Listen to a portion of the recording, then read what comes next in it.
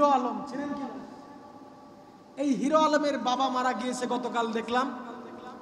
মারা যাওয়ার পরে তার স্ত্রী নাকি শুনলাম একবারও দেখতে আসে নাই। একবারও কি আসে নাই? দেখতেও আসে নাই।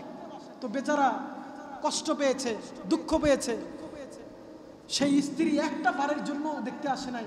হিরো আলম তখন বলছে, যেই স্ত্রী আমার বাবাকেই দেখতে আসে না, আমি যদি এরকম মৃত্যু সজ্জায় যাই, সে তো আমাকেও দেখতে আসবে না। কথায় কি যুক্তি আছে না? তো সেই মহিলাও আবার অপবাদ দিচ্ছে।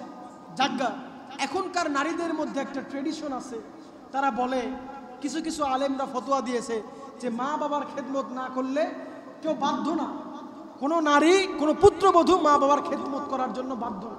আমিও এটা স্বীকার করি যে না, কেউ বাধ্য না, কেউ জোর করে তাকে সেটা করাতে পারবে না।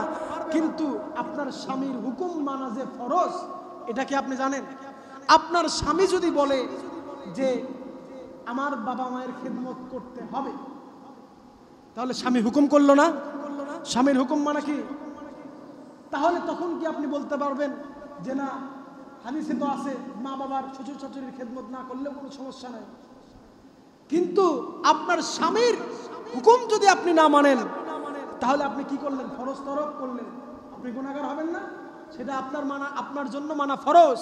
এজন্য প্রিয় ভাইরা আমার, এমন কাউকে বিয়ে করতে হবে, এমন কাউকে নির্বাচন করতে হবে, খুব সতর্কতার সঙ্গে করতে হবে। আমি নিজেও করি নাই, খুব সতর্কতার সঙ্গে করতে হবে, খুব সতর্ক থাকতে হবে।